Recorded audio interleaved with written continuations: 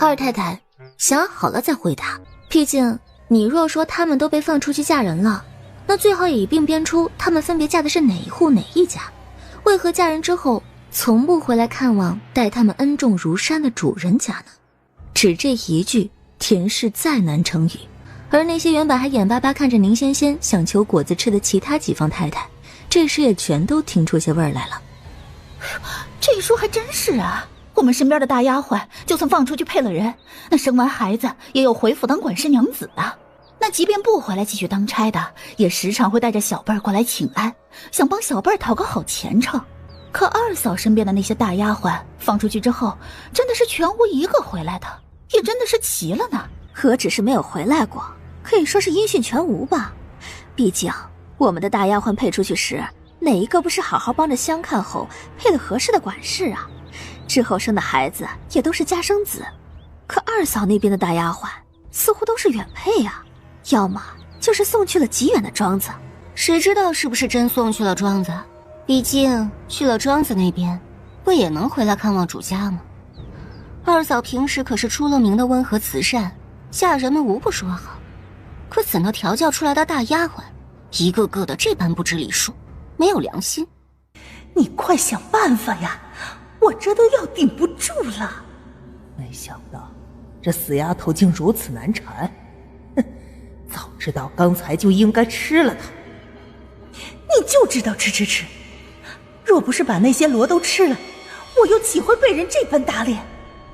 哼，我若不吃了他们，你在加入圣府的第1年就会被当成妖怪赶出府，都轮不到现在别人来打你的脸呢。我那还不是因为你啊，要不是你寄生在我身上，我早会变成这样，人不人妖不妖的怪物。你说话过脑子，不是你先干了亏心事儿，我又岂会长在你身上啊？哎呀，别急嘛，我还有那条小筷子嘛，告诉大家那条蛇才是真正的妖。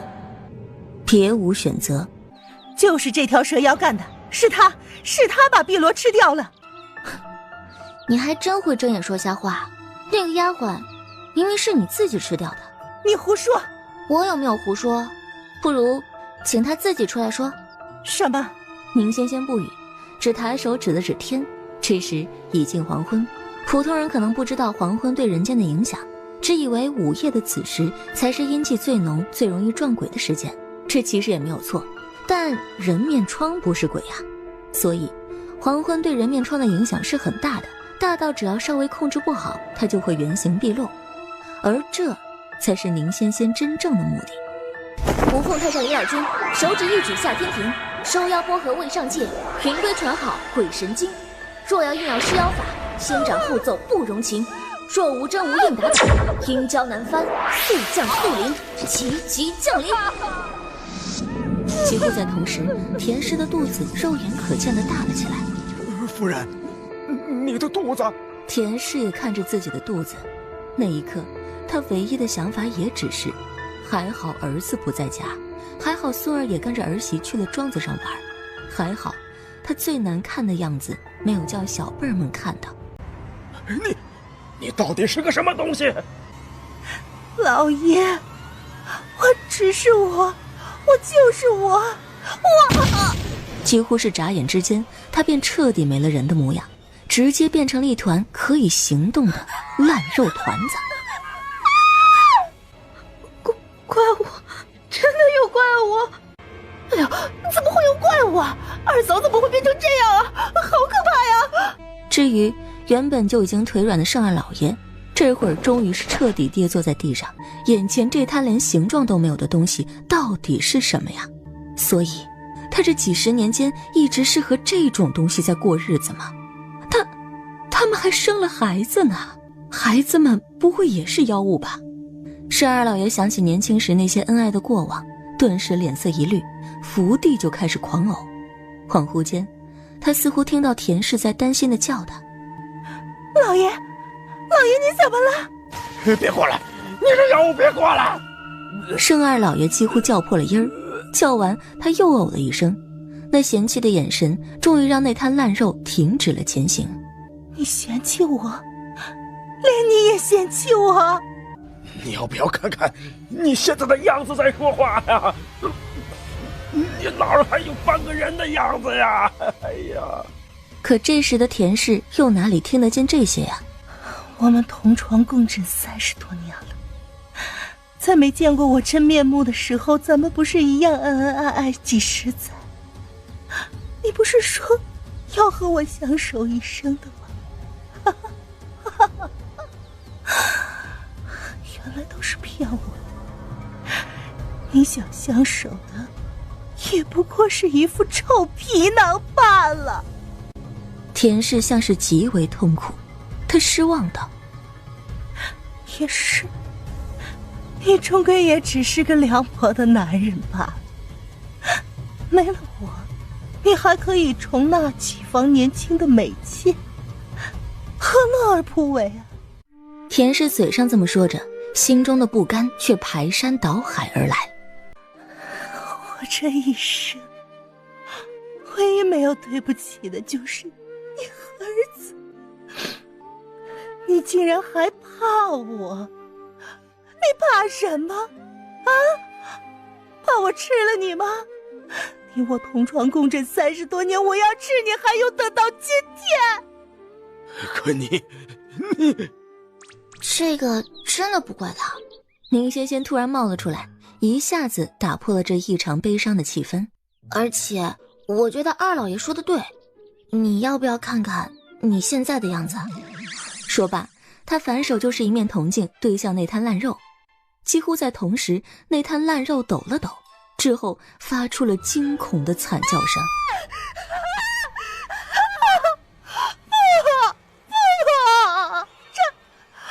这不是我，这不是我！田氏残存的意识在看到镜中自己的新形象时彻底崩溃了。哪怕身上长着人面疮，哪怕那东西丑陋无比，且每隔一段时间就要吃人，但田氏从来未觉得自己是个怪物。可现在事实在向他证明，他早就不是人了。哪怕他一直以人的外貌示人，怪不得丈夫会嫌弃。这样的他，连他自己都觉得恶心。你骗我！你骗我！你说只是和我共生，你说不会抢走我的身体，可你现在为什么要让我变成这个样子？你出来！你出来！你跟我说清楚！嘿嘿，这可是你让我出来的，那我可就不客气了。田氏突然感觉一阵晕眩，她熟悉这种感觉，每当她要失去自我意识的时候就会如此，但这会儿不行啊，她还不想被那人面疮占用身体。可是无论她如何挣扎，她的意识仍旧慢慢的变弱了，直到最后彻底被取而代之。我终于拥有了自己的身体了。人面疮发出一声兴奋的叹息，他的声音扭曲而变态，还带着些卡莎般的嘶哑。还以为得多熬个几十年的，没想到啊，小丫头，我谢谢你，没有你我可出不来呀。出来就好，就怕你不出来。没有你我可出不来呀。就怕你不出来。小青上。然后小青就真的上了。烧死我了，烧死我了啊！他发出骇人的惨叫声，身上的肉疙瘩也开始一层层的变色，从最初的肉色变成了白色。那张脸不是碧罗的吗？是碧罗姐姐的脸，我也认出来了。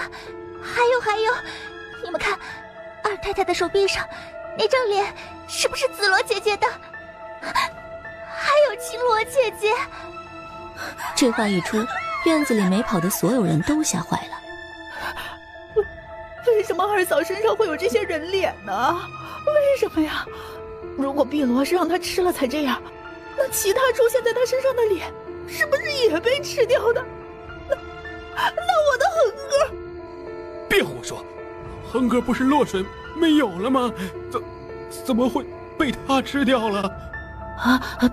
对，我的恒哥是落水没的，不可四太太说着说着，眼泪一下子滚了出来。可好好的一个娃儿，为什么会落水啊？丫鬟婆子那么多，可却没有一个人看见他是怎么去的池塘边。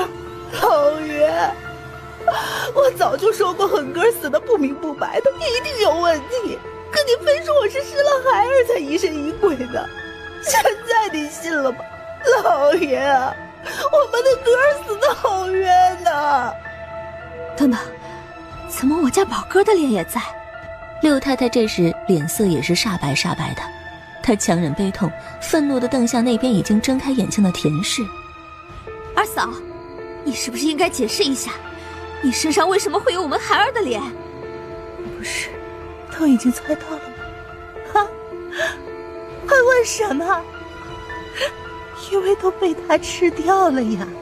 哈，孩子小，一口就是一个呢。哈哈，哈哈哈哈哈！四太太一听，直接晕死了过去。我杀了你！我杀了你！杀了我也没用，他们都回不来。不许笑！我不许你笑！你这个妖怪，你这个魔鬼，你怎么能这么狠心？他们都还是孩子呀！六婶，您在做什么？他立刻冲了上来，一把将六太太粗鲁地扯开，护在了母亲身前。他也终于看清了母亲手脚上的人脸。娘，您身上那是什么？田氏连死的心都有了。呀，别看娘的样子，我求你了。就在田氏无助哭求之际，突的他又听到了另外两个最不想听到的声音。娘亲，六奶奶为何要打祖母呀？咱们不去帮帮祖母吗？不能去。儿媳妇儿的声音在发抖，因为她也看清了田氏身上那些可怕的一直在蠕动着的像是人脸的东西。祖母，我要祖母。不能去。那么小的孩子什么也不懂啊，只是哭着闹着。大孙子却追问他娘亲道：为什么不能去啊，娘亲？祖母都被人欺负了。因为她不是你们的祖母，是个怪物。只这一句，田氏还满含期待的双眼终于绝望地闭了又闭。或许直到这时他才真正意识到，之前所有的一切什么都不算，现在正在发生的才算是他真正的报应。他所有最在意的人都看到了他现在这人不人鬼不鬼的样子。从此后，她在丈夫的眼中不再是妻子，在儿子的眼中不再是母亲，在儿媳的心中不再是婆婆，在孙儿的心里也不再是疼爱他们的祖母。她是一个怪物。都是你毁了我的一切，你满意了吗？你现在满意了吗？那我问你，你害死了那么多人，让他们痛失至亲，你又后悔了吗？又不是我干的，都是那个人面疮，是他威胁我，如果我不给他吃人，他就要吃掉我。谁不想活下来啊？难道我就活该被他吃掉吗？对呀，你活该呀！别告诉我你不清楚这人面疮是怎么来的，你做过什么事情，又害过什么人，你心里难道不清楚吗？若没有你害人在先，这种诅咒人的人面疮是不会长在你身上的。我没有，在我长这个人面疮之前，我从来没有害过人。对，你没有害过人，只是还不到10岁就逼死了照顾你的管事婆子，还是在死后刨了人家的坟，将尸骨拖出来暴尸荒野。你胡说！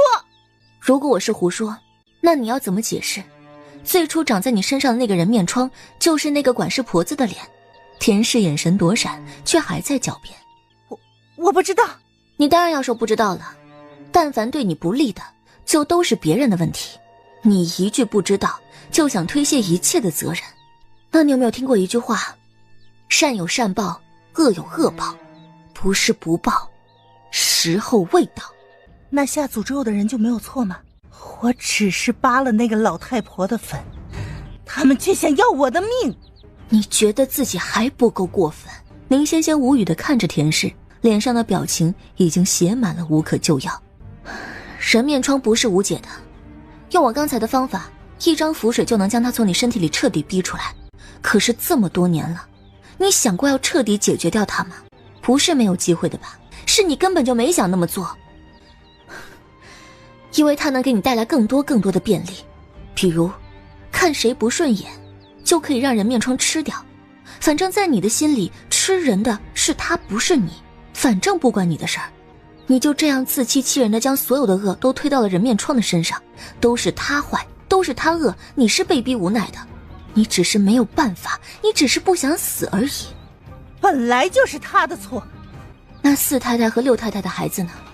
还有7太太那个不小心滑掉的胎，还有差点终身不孕的10太太，这些都是人面疮逼你做的吗？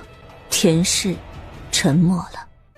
宁仙仙无法同情这个女人，但还是告诉她，要让这些人脸消失的办法其实很简单，他们应运而生，只要怨气消散，他们也就自然会消散。不过你必须要一个一个到他们的坟前磕头认错，磕到他们原谅你为止。田氏听完怔了一下，他怀疑宁仙仙是在故意的诓他，可如果真的能清除掉自己身上的人脸呢？但很快田氏又摇了摇头，心想如果必须那样才能活着的话，他宁可去死。她乃世家之女，骄傲了一生，怎肯向那些贱民低头？而且就算她去磕头了，那些人也未必会原谅她。与其一直这般痛苦的活着，还不如现在就死。可当他用力咬上自己的舌头，突然他发现自己的牙关无法咬合，有2张人脸突然从他脖子的两侧长了出来，然后一左一右地牵扯着他的腮帮子，让他连自我伤害的能力也做不到。不是所有的坏人都有资格痛快去死的，像是这种明知是错还偏要去犯，错了还拒不认错的人，或许只该有一个下场，生不如死。解决完人面疮的问题，原则上宁仙仙的活呢就算是干完了，也就是说她该回去了。你怎么又来了你？你不想让我来？哎呀，我上回不是跟你说清楚了吗？咱俩是没有未来的，你不能那什么我。13不说话，只拿那双黑黢黢的眼睛望着他。宁仙仙被他这么一瞧啊，反而不好意思地抓了抓头。算了，我不凶你。总之你赶紧走吧，别让人看见就好。13不走，还理直气壮道：是将军派我来的。是将军让你来的？那他为什么要让你来啊？怕自己的头顶不够绿吗？当然，这后面一句话宁仙仙是打死不敢讲的。你们府上出了命案，出事的还是你住的院子。明阁老觉得府邸的安全没有保障，就请了圣旨，让我们将军府派一些家将过来保护阁老，还有家眷。我就是将军府派来阁老的家将之一。原来如此啊，那没事了。宁仙仙长长的松了口气，正拍着心口，突然又倒吸了口冷气。刚才被他弄晕在榻上的2个大丫鬟怎么都醒了，还正鼓着眼睛瞪着13哥呢。坏了，哎呦，坏了！宁仙仙心口一滞，立刻语无伦次的解释：他不是我和他，我们不是。二小姐，你别说了，婢子们懂的。清欢突然打断了他的话，还用一副他们什么都明白的表情，大表忠心呢。放心，婢子们刚才瞎了，也聋了，所以什么也没看见，什么也没听见。2个丫鬟拉开房门，也和宁仙仙一般鬼鬼祟祟的四下看了看，确定没有其他丫头之后，才飞快的出了屋子。反手关门的时候，银翠也是一脸忠诚的对他说：二小姐放心，婢子们在外头替您守着，一定望好风。宁仙仙满脸问号啊，这怎么就默许她和男人在房中幽会了呢？他们身为自己的贴身丫鬟，不该该拦着点吗？这时，耳边突然传来一声低笑。笑什么笑，都怪你。怪我，是怪我。他就这样直接认了罪，反而让宁仙仙不好意思起来。不是咋回事啊？那怎么好像他在欺负老实人似的呢？哎，你是一个人来的吗？其他人在哪儿啊？其他人慕容带去安排巡视了。他也来了。说话时，宁仙仙伸头朝外张望了一下，不过门关得紧紧的，啥也望不着就是了。但他如此反应，却叫13的眉头隐隐一挑。你很想见他？也没那么想了，但毕竟是熟人嘛，那他要是来了，我少不得要打个招呼吧。用不着，他来这儿也是当差的，又不是来打招呼的。那你怎么没当差啊？13理所当然。我当了呀，我的任务不就是保护你的安全吗？哦，原来如此。在宁仙仙的心里，13哥是再老实不过的了，所以他说什么他都信。只不过呢，不知道他那个未来夫君日后会不会后悔今天的安排啊？莫名的，他又替自己捏了把汗呢。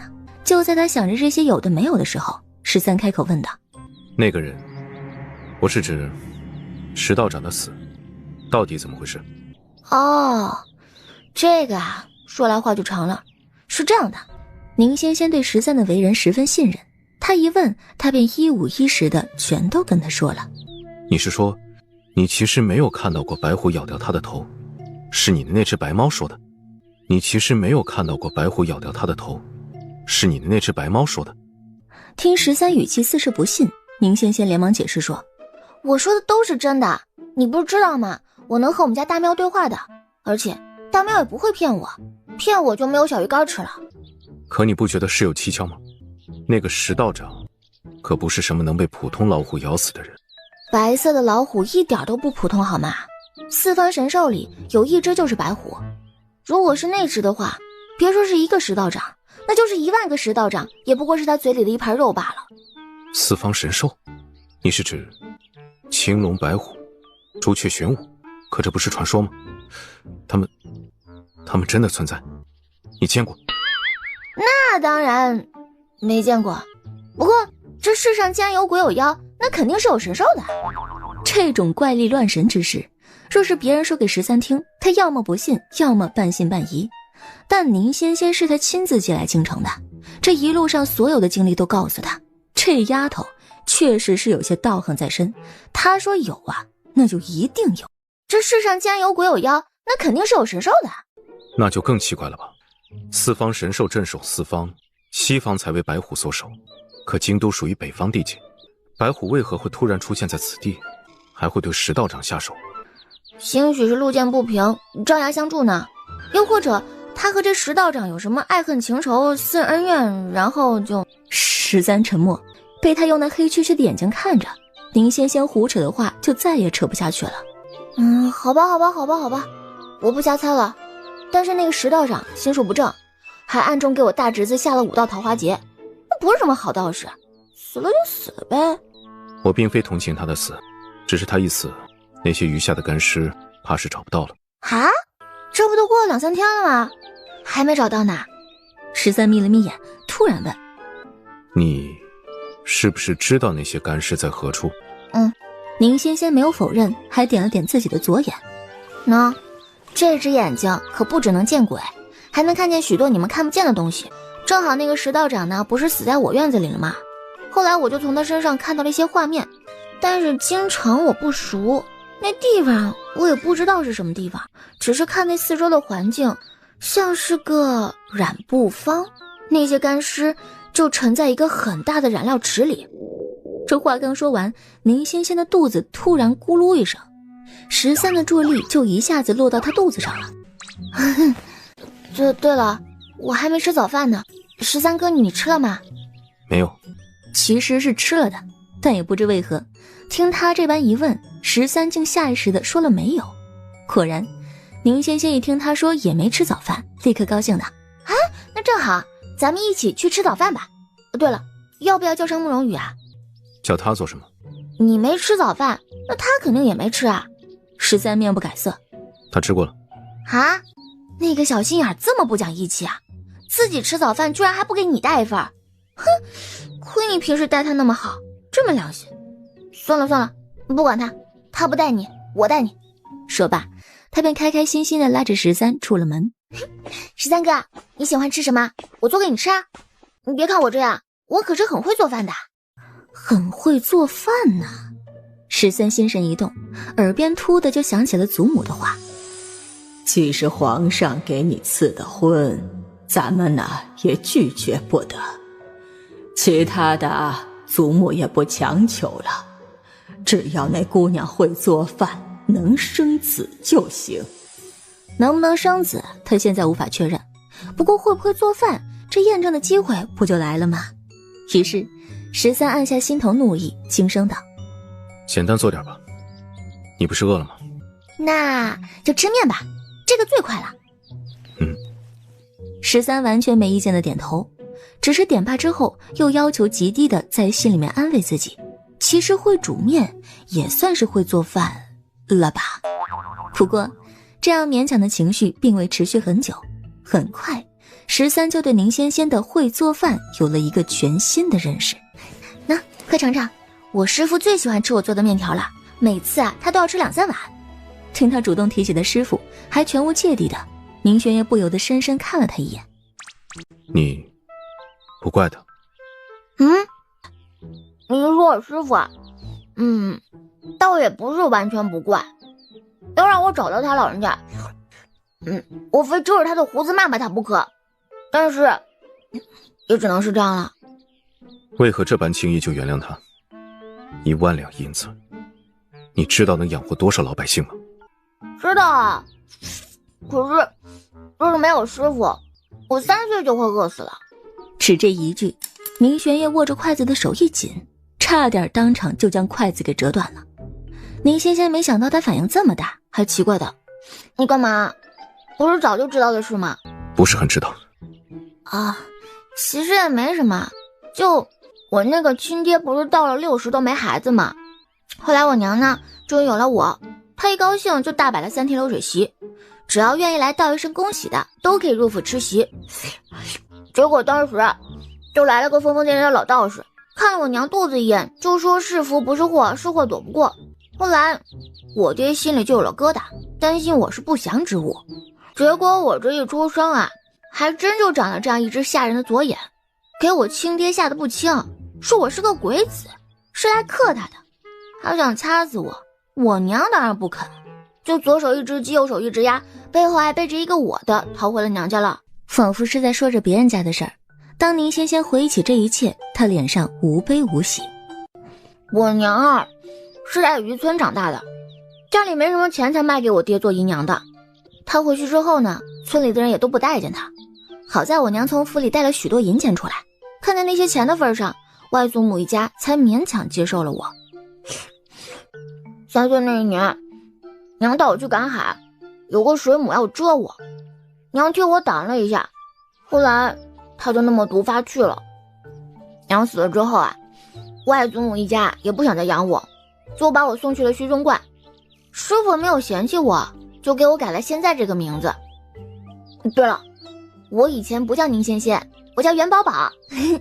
我娘姓元，觉得元宝多富贵啊，就给我取了那么个名字，希望我一生富贵，再不要像他一样活着。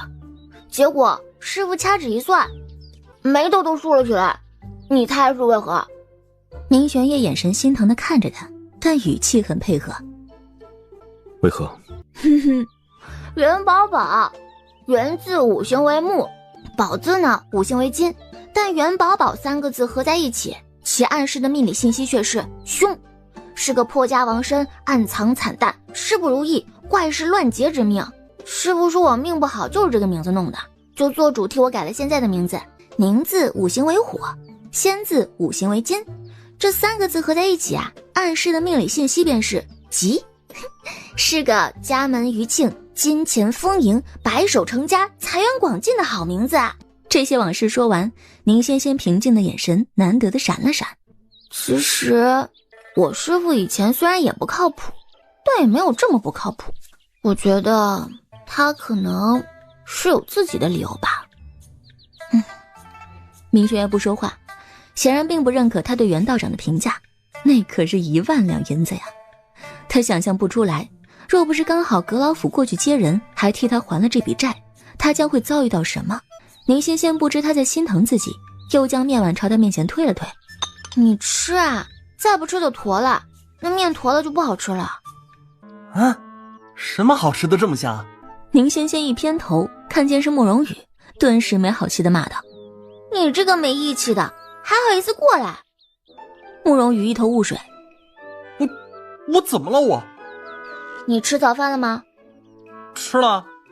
你看，你和13哥一大清早来我们府上，结果你吃了，13哥没有吃，有良心吗你？13哥待你那般好，你吃早饭的时候就不记得给他带一份啊？谁说？他本想说谁说13哥没吃早饭的，但话到嘴边了，他突然意识到了什么。慕容羽侧头，果然发现他们家明明吃过早饭的主帅大人正神态自若地吃着今天的第2顿早饭呢。这时明玄烨放下了筷子。16，你跑一趟大理寺，告诉17，那些尸首可能在某个染房里，让他速速安排，派人去打捞。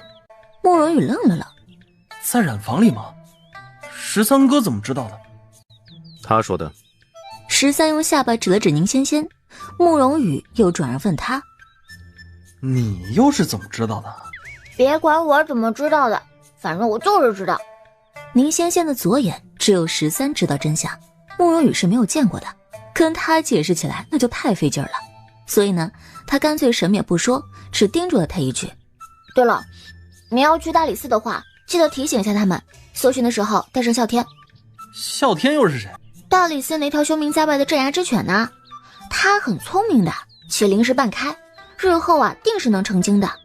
所以呢，他的鼻子要比一般的狗要灵敏数倍，带上他的话，能更快的找出那些干尸所在。什么成了精的狗吗？还没呢，不过快了。等他再帮着多办个几年案子，攒够了功德，说不定啊，就真的成精了。慕容羽越听越兴奋，他双眼发亮，还要再问。13突然道：问那么多干嘛？还不快去！慕容羽，算了，不让他问，他就自己去看呗。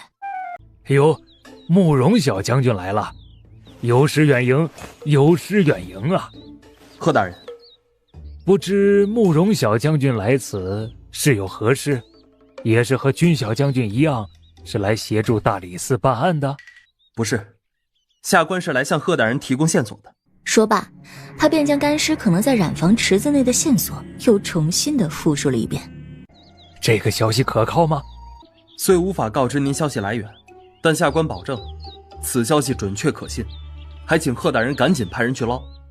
哦，对了，听说大理寺有条叫啸天的镇宅之犬，鼻子很灵，请务必一起带上。哦，好的好的，啸天的鼻子确实很灵，也曾帮我大理寺屡破奇案，我这边让他们带上他一起去办案。之前听宁仙仙提起啸天的时候啊，就说此狗灵识半开，异常聪明，没想到就连大理寺卿也对啸天如此推崇，他便来了兴致。真有那么灵吗？他这一句，贺大人反而愣住了。诶，不是这位自己让带上啸天的吗？怎么现在反而问我真有那么灵吗？不过贺大人还是挂出了招牌般的和蔼微笑，答道：是很灵的，不只是啸天，他父母的鼻子也都很厉害。我能看看他吗？能啊。哇，这狗真大呀，果然是要成精了吗？啊？什么？成精？慕容羽这才回过神来，哦了一声。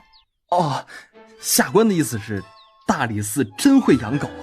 看看这皮毛，看看这个头，高大威猛，一看就很聪明能干，跟成精了似的。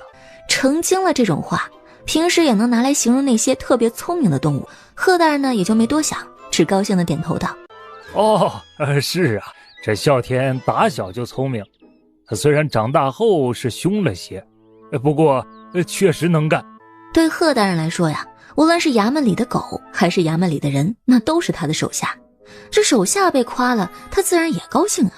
只不过啸天今日的状态确实不太对劲儿，他想了想，又道：这啸天呐，平时精神起来，连狼都能生扑上去咬。但是你看这，哎呀，他今日许是病了，不如这一趟差事换他的父母出去找。宏大和灰大的鼻子也是很灵的。慕容羽看着啸天也犯了难，是看着有点不精神啊。不过二小姐特意叮嘱了要带他，下官也不知能不能换别的狗。二小姐是阁老府那位吗？对，就是他。一听到阁老府3个字，啸天的狗耳朵便咻的一下竖了起来。我刚才听到了什么？是说阁老府那位二小姐吗？那不是几位大老人的小主子吗？小主子说要带上我要是赶不去，大佬们会不会生气啊？答案是肯定的，会呀。想到这儿，啸天原本还懒懒闭着的狗狗眼一下子惊恐地张到最大，然后他伸长了脖子就开始狂吠。我去，我要去，我现在就去，让我去！可他突然这么一叫啊，倒把慕容羽给吓了一大跳。这狗怎么了？看起来不太想去的样子啊。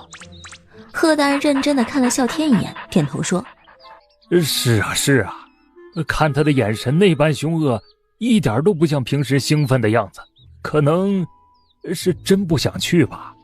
慕容羽体恤的道：那要不算了，先带别的狗吧，要是不行再回来换他。只要慕容小将军觉得可以，大理寺这边自然是没有问题的。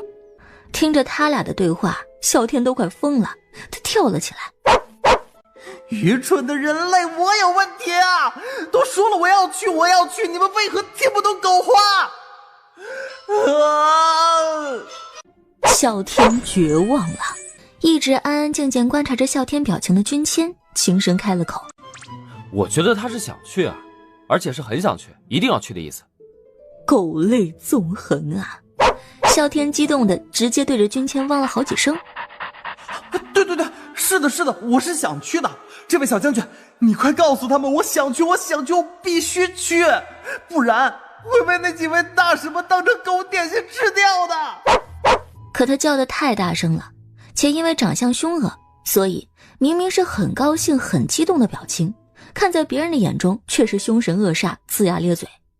慕容羽实在是瞧不出来这条狗哪有半点想跟去的样子，但他不信别人，却是信君谦的。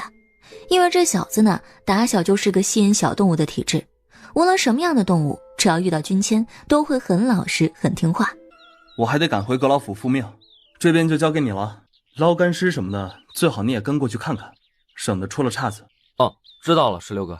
二小姐，求您帮帮小的吧，小的2岁的侄儿被女鬼给抓走了。什么？女鬼抓走你们家侄儿？是二小姐，小的知道您是仙子下凡，所以斗胆过来求助。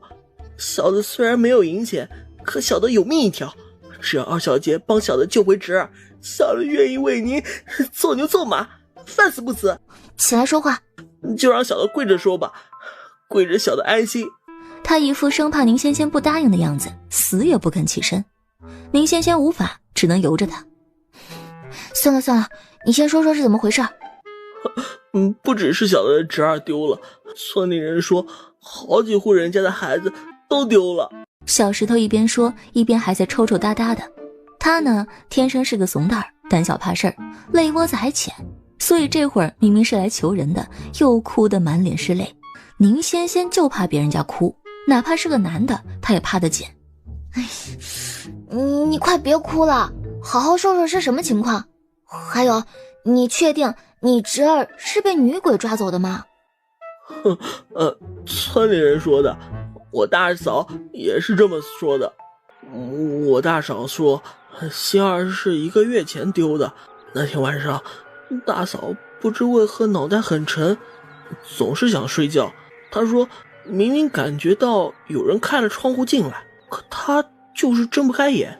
后来她好像听到了星儿的哭声，但只哭了1声，很快就没有了。母子连心，大嫂很是焦急，最后也不知道折腾了多久，总算是醒过来了。可醒过来的时候，星儿就不见了，而且窗户也是真的开着的。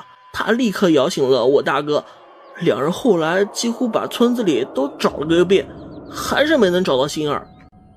再后来嘛，村里就开始不停的丢小孩，而且不分男女，都是3岁以下的孩子，差不多隔10天就要丢一个。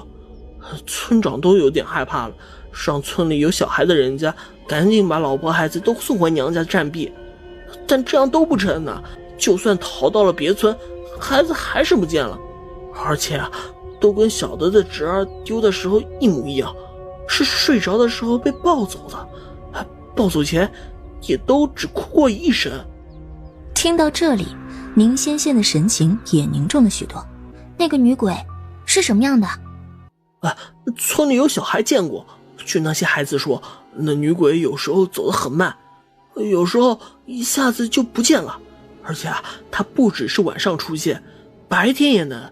她总是穿着一身黑色的衣裙，脸白的像纸，头上还戴着个兜帽，只能看到下半张脸。不过更奇怪的是，那女鬼抱走了小孩，却放过了大孩子，就算被看见，她也会绕道而走，没伤害过任何一个大孩子。宁仙仙听了疑惑，这样的女人听起来不像是鬼啊。可不是鬼又是什么呢？而且那样的妇人村里没有的，她若不是鬼，一定是妖怪，偷小孩子的妖怪。小石头说到这儿，又哭着拜倒在宁仙仙的脚边。二小姐，求您了，帮帮小的哥哥吧。小的嫂子当年生孩子差点一尸两命，后来亏了身子，说是再也不能怀上孩子了。小的侄儿要是就这么丢了，嫂子怕是要疯啊。别看平时这小石头又怂又孬的，对家人呢倒是真不错，这一点宁仙仙倒是较为欣赏。而且他即便已经下了山，也仍是道门中人，道门以除魔卫道为己任，他从小便受此熏陶，自也不忘初心。管是要管的，不过你们村在哪儿啊？远是不远？很近的，就在虎须村，坐马车只要5个时辰。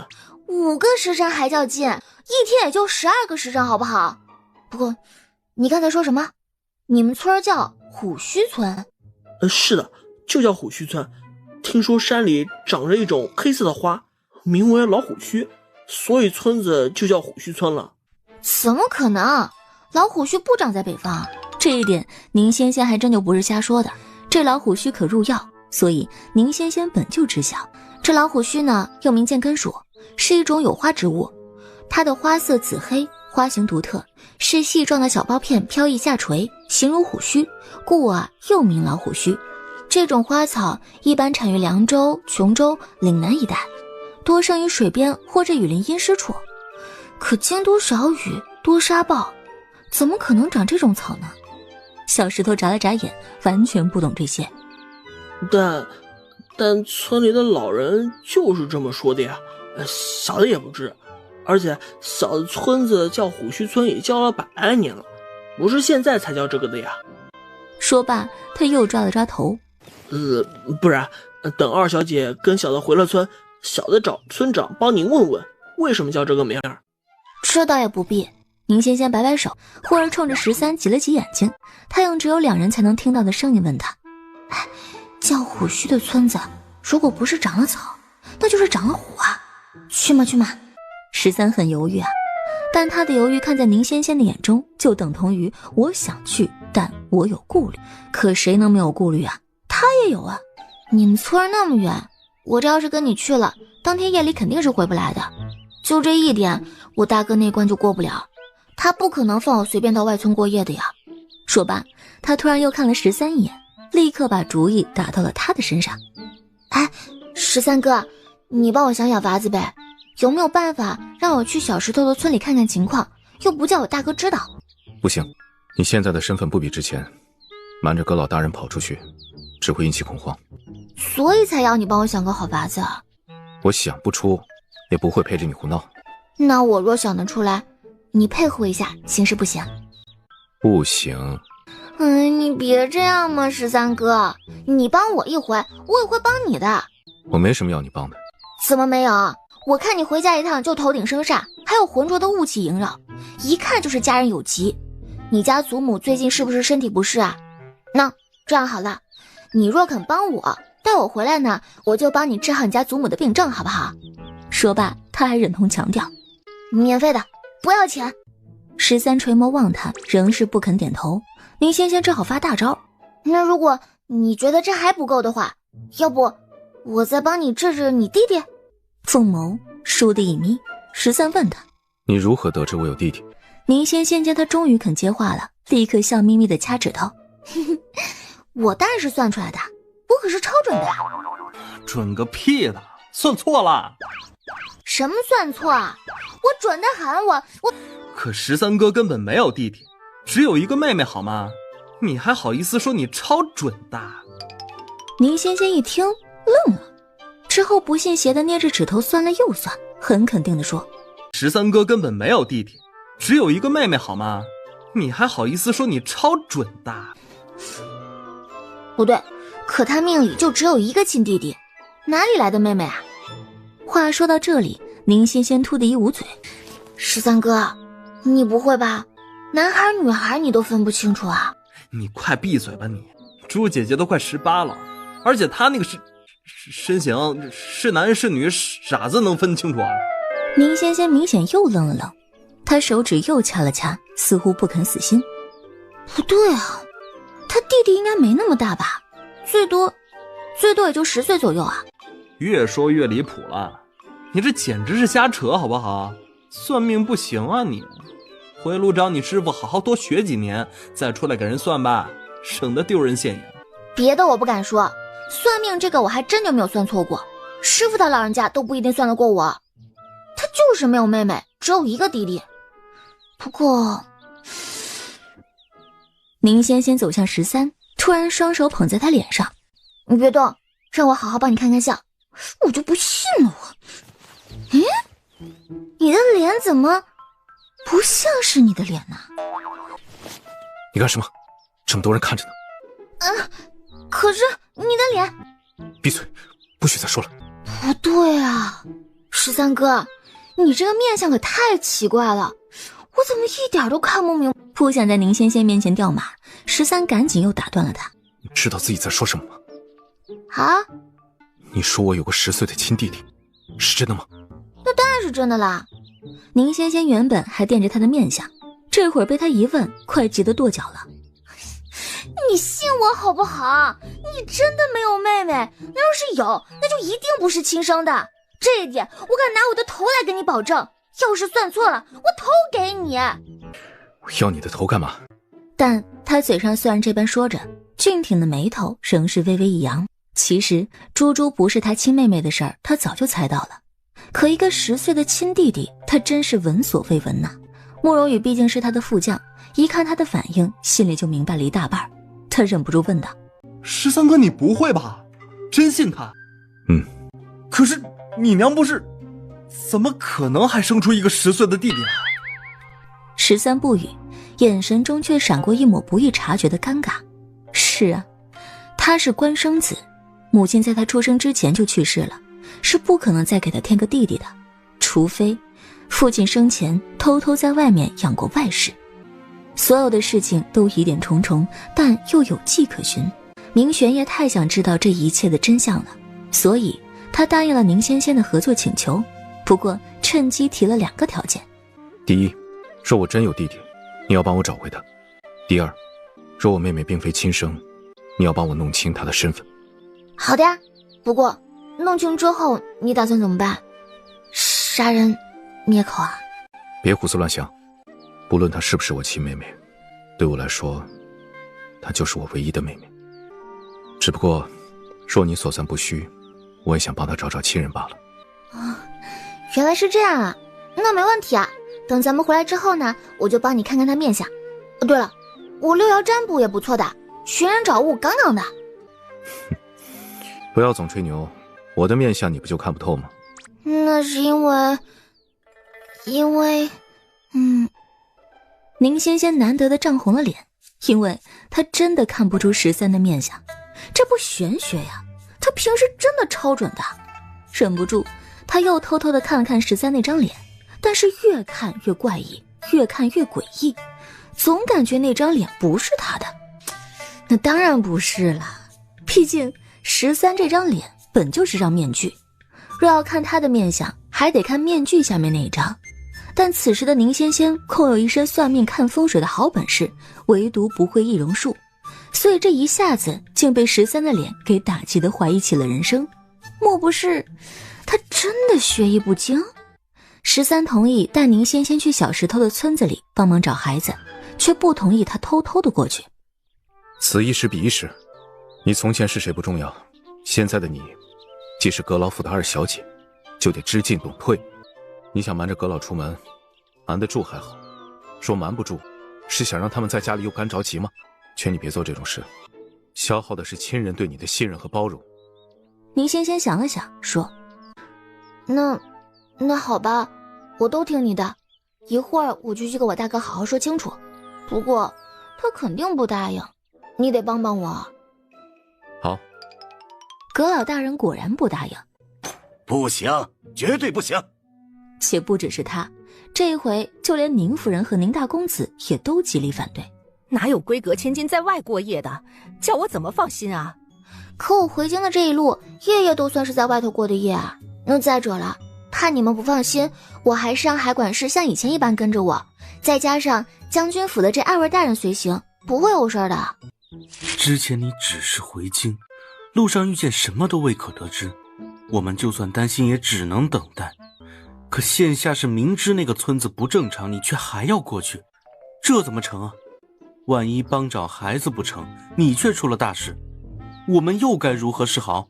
什么你来我去的，叫姑姑。我看着他这张稚嫩的小脸，宁淑芝实在是有些叫不出口。可他呢，毕竟是个视礼法为准则的读书人，所以被宁仙仙这么当场质问过后啊，一张俊脸也红了。姑姑。虽然声音极小，他还是叫了一声。宁仙仙这才满意道，放心吧，我不会出事的。我们怎么可能放心啊？你可知你与明帅还有婚约要履？你可知那是皇上赐婚？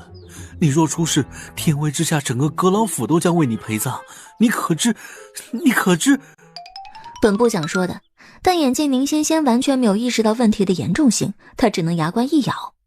你可知你要是无法出嫁，嫁的人就该是我了。此言一出，除了宁阁老，所有人都惊了，特别是宁仙仙啊。什么？你嫁？你不是男的吗？宁淑芝叹了口气，也顾不得脸皮了，豁出去了道：你嫁？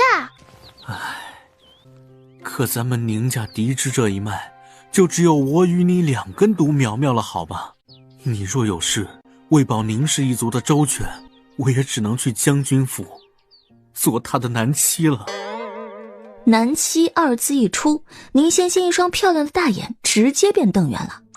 原来大越皇朝还可以娶男妻啊，我竟从来不知道。宁淑芝一噎，差点被他一句话给呛死，最后悲愤道：这是重点吗？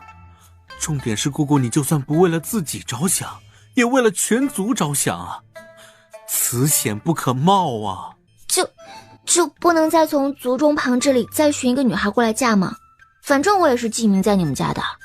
娶妻又不是过家家，新娘子改了1次还要改第2次。姑姑当明帅是什么？任人错约捏扁的软柿子，还是觉得他天生没脾气？兔子急了还咬人，这般欺负人，要人家怎么忍？再说了，就算明帅忍得了，宁氏一族也没有适龄的女儿了，要么早早都嫁了，要么都还不到8岁啊。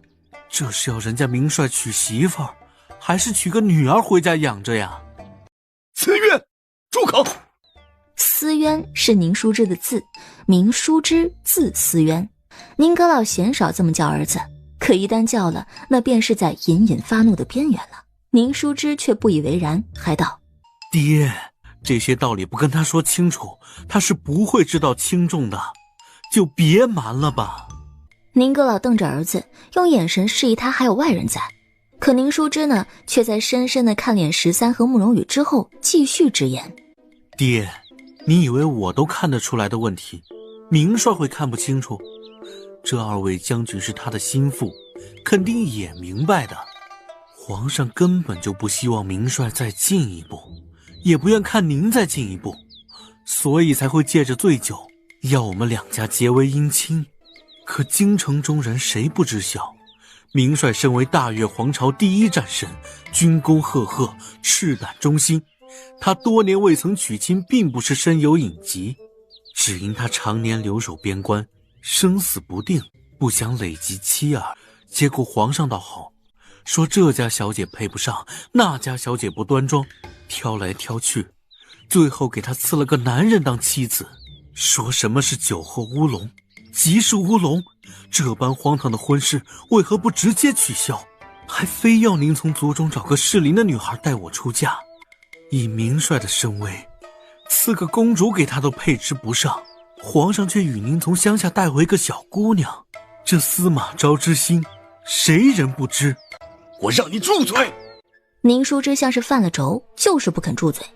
他转头又望向宁仙仙，语重心长：明帅是个大英雄，明家更是世代忠良，为大越朝鞠躬尽瘁，他肯娶姑姑你已是天大的委屈。你别的不提，至少能让明家开枝散叶。可你若有事，嫁去的就只能是我这个男人，这是要让明家断子绝孙吗？不得不说，听完这些，宁仙仙也沉默了。她一个山里来的小丫头，婚事这么离谱都肯答应，全是因为师父欠了人1万两银钱。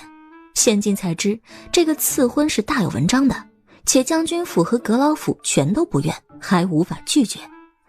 想想之前他还嫌弃人家将军长得丑，现在看来何止是他高攀了，那简直是明大将军要被他给糟蹋完了。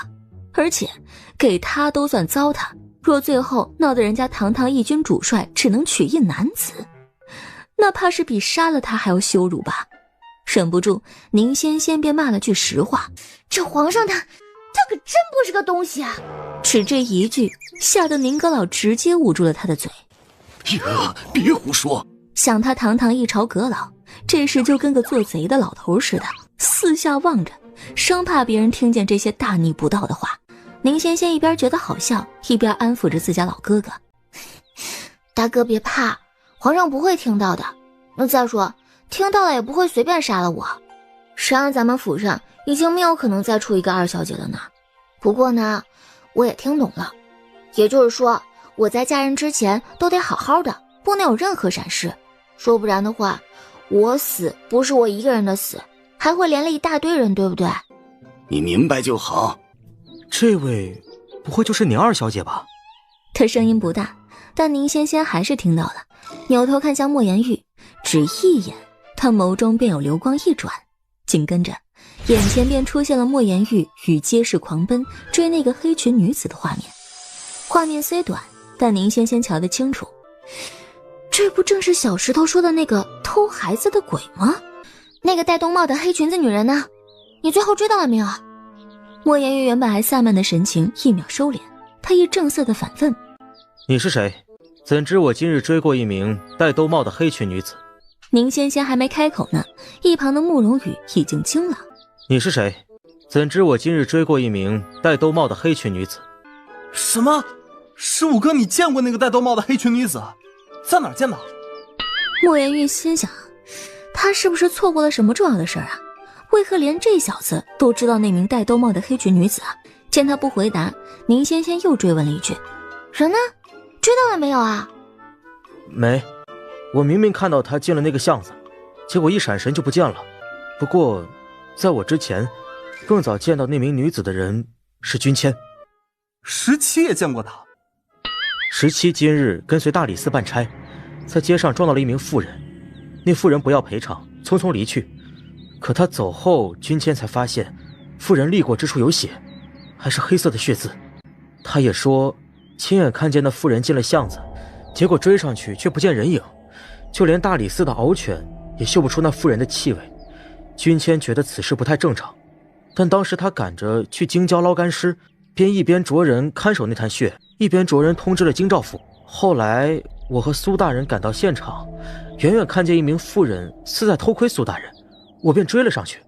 可惜也是到了巷口，就发现巷中空无一人，再追下去也毫无踪迹。话到这里，一直没开口的13冷冷的道：也就是说，不过是一名妇人，你和17竟全都追丢了。是属下没有。站在一边看着13怒发官威的宁仙仙惊呆了。哇，13哥好厉害啊！明明都是将军大人的副将，可他一看就是几人中的大哥大呢，牛掰啊！本以为在虎须村的偷孩子鬼，现在居然到了京城，还留下了那么多蛛丝马迹。那么此事自然也就不再是宁仙仙去不去虎须村的这种小问题了。仙仙就不要去什么虎须村了，既然那名黑裙女子人都在京城了，我这边自会着人调查。不过虎须村那边既然丢了那么多孩子，无论如何也得派人去看看。大理寺一直忙着追查石道长的死因，现还有捞出的20多具干尸亟待解决，恐也腾不出多余的人手。这样还是让京兆府派2个不良帅带人马跑一趟吧。后面宁哥老还说了许多的安排，宁仙仙一直认真听着，觉得宁哥老这般安排也好，那般安排也不错，只是有些遗憾，他的情绪变化十分明显，离他最近的13自然一下子就察觉了。你不高兴？没有，就是觉得与其拿这么多时间耗在这分析讨论，我都来回一个往返虎须村了好不好？虽然我也知道这些案子很复杂且牵连甚广，不好好探讨可能会再出错漏之处，可是这断案查案什么的本来就不是我的专长，我就算听得再多也帮不上什么呀，就不能让我做我该做的，他们做他们该做的吗？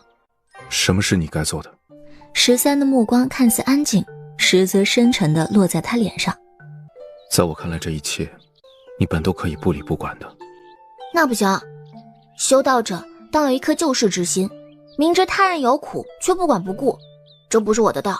闻声13若有所思，目光又重落回不远处的宁哥老身上。宁哥老还在侃侃而谈，一时半会儿大约结束不了的样子。突然13问他，是不是听这些太无聊，想离开了？那个也不全是了。我虽然想离开，但我也确实想帮小石头和他们村那些丢孩子的人呢。走吧。苏娜，陪你就是。你也不用这么直接说出来的，心里知道就好。而且你是要带我走吗？可我哥是不会同意的。他会。虽然他是这般说的，但宁仙仙其实也没敢太指望，可也不知他是怎么做到的。宁仙仙就见他似乎只说了几句话，他家大哥就神情发正，跟被人催眠了似的，只知点头点头点头。不是这么容易的吗？那他刚才忍了那么久，是忍了个寂寞？但是此时不留更待何时啊？宁仙仙立刻蹦蹦跳跳的跟着13跑了。爹，您怎么了？你别吓我呀！不是，那位到底跟您说了什么？怎么把您吓成这样了？在儿子的长呼短喝之下，宁哥老总算是回过神来，这才只用自己一个人能听到的声音低叹道：明帅他居然长得如此普通，这不正常啊！爹，您说什么呀？啊，没什么。哎，莫世子呢？走了。刚才您那般反应，莫世子便说让您好好休息，主动告了辞。宁哥老一想，也是啊，这明帅都走了，他的副将哪能不跟着走啊？便点了点头，没再多言。只是不对呀，这位叫13的副将不正是将军府派去虚中观接人的2位侍卫之一吗？等等，难不成当时去接人的其实是明帅本尊？宁哥老身形一晃，差点被这个事实给震晕了。不可能的，绝对不可能，我一定是想太多了，一定是。看着老爹这失常的反应，宁叔之大惊失色地叫着人：来人啊，快把加衣找来，我爹病了，病得还不轻。不喜欢戴着围帽出门，宁仙仙这回啊特意换了男装，她像个小跟班似的跟在13的身后，一脸好奇地问他：13哥，你好厉害啊！你到底跟我大哥说了什么？他怎么会同意你带我出门的？秘密。哎呀，别啊！你跟我说说呗，说说呗。小丫头说着，还抓着他的手臂晃了好几下。13仍是不说，但侧转过来的脸上，薄薄的唇角轻勾，弯出了一个浅浅的笑意。主帅他还会笑呢，我们都多久没看他笑过了，这太不可思议了。我回去一定要告诉展。他又笑了。哎呦，我真想把这一幕画下来，不然就算跟展丽说了，他都不能信我。这还用画过来吗？以后只带这位二小姐嫁过来，怕是天天都得被迫看这些。不能吧，主帅他不是那样的人。然而他话才刚刚说完，就见他们那位千里冰封万里雪飘年年面瘫的主帅大人又勾了下嘴角，像是想笑还在极力忍耐的样子。莫言玉心想，行吧，16这小子他许是对的。他终于调转目光，不再看那狗粮满满的一幕，又改问起慕容羽。哎，对了，我刚才就想问了，你二小姐为何一看我就知我见过那黑衣女子？可能是算出来的吧。你还不知道吧？这位聂二小姐在回京之前一直住在山里，是被道士养大的。什么？你是说咱们未来的主帅夫人不是个千金小姐就罢了，还是个吹牛瞎侃满嘴没有一句实话的小神棍？说完，莫言玉突然猛一个回头，再望向前方二人那般配的背影时，心情简直是如丧考妣，肝胆俱裂，痛不欲生啊！13哥，反正都出来了，不如带我去看看那个女人流的血吧。不说是黑的嘛，我估计我看完那个就能知道她是人还是鬼了。13眉峰一挑，一时没有说话。这么吓人的要求，除了他，怕是没有姑娘家会主动提出来了。不过他带他出来本也有这方面的意思，只不过他怎么也没有想到，当宁仙仙看到那滩血，不只是双眼放光，甚至还打算伸手去摸。好奇怪啊！13哥，这是死人的血，但人死之后血不是会凝固的吗？身体也会变得僵硬不是？可那个女人居然还能在阳光之下行走，所以我怀疑她是个活尸。什么活尸？一般情况之下，受到的刺激太大或者死得太过突然的人，在遇到某种契机的情况之下，是可能活尸化的。许是因为本身的体质特殊，明玄烨对这种事情的接受度很高，他几乎完全没有怀疑宁仙仙的判断，只问他：难道活尸要吃小孩，就像僵尸会吸人血一样？按理说是不用的，毕竟活尸只是活了，没有太大的凶性。当然，如果怨气成浆的话，或者恶灵化了，也是很凶的。但正常的活尸吧，大多会在游荡一阵子之后呢，终于意识到，哦，原来我已经死了。然后啊，当他意识到的那一刻，魂魄就会从身体里出来，地府的鬼差就会来拘他去投胎了。那个活尸为什么要抓小孩子？这个我也不清楚，不过也不是没有办法弄清楚。看我的，他刚夸出海口，一看天色，啊，现在还不行，要等天黑了。为何要等天黑呀？那当然是因为鬼都是晚上出来的呀。所以当有只饿死鬼半夜出来觅食，正好看到了一碗供饭的时候，可想而知，他几乎是毫不犹豫的就扑了上去。只不过在他即将要触碰到那碗供饭的时候，一只小手突然伸了出来，把碗给夺走了。谁抢了我的饭？是我。宁仙仙晃了晃手里的碗，笑眯眯的。想吃吗？只要回答我几个简单的问题就给你。饿死鬼都饿了许多天了，这难得的遇上一碗供饭，还给人鬼口夺食了，这能忍？他几乎是立刻就变了脸。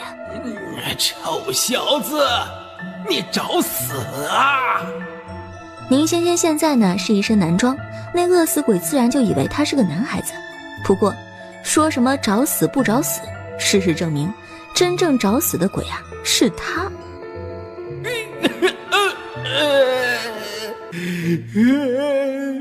干什么要打人家嘛？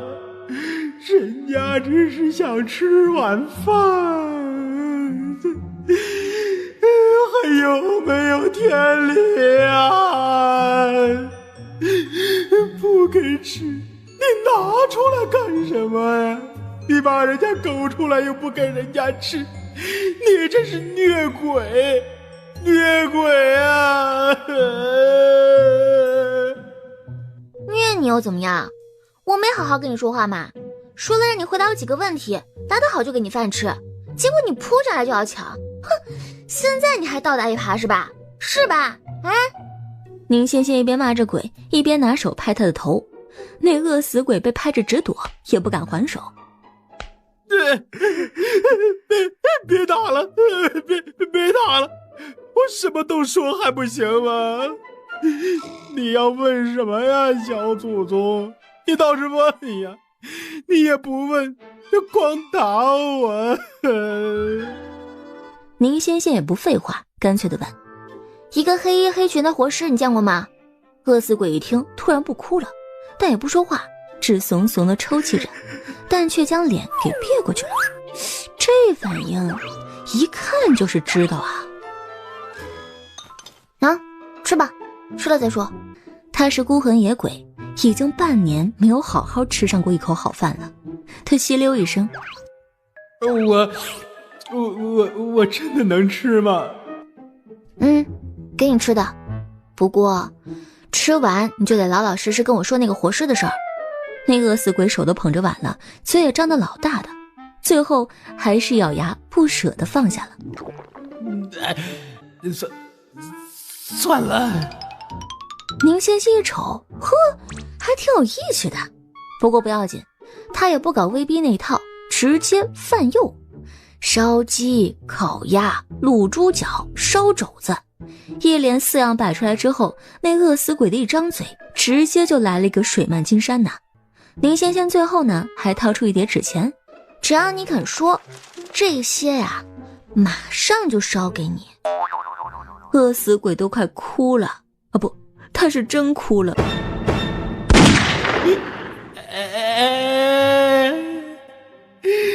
这是什么阴间疾苦？不带这样的，还不如干脆虐鬼呢。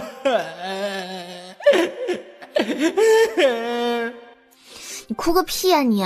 你说不说？宁仙仙不太有耐心了，她手指一偏，指向一边。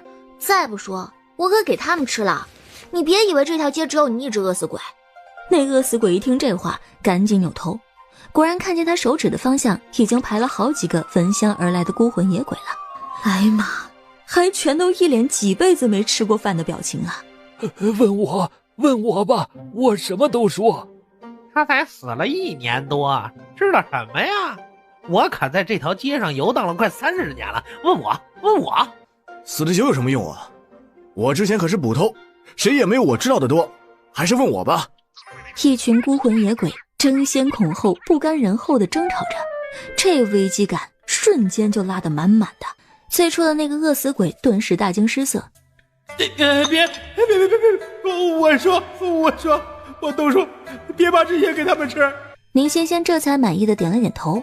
行，什么呢都得讲个先来后到。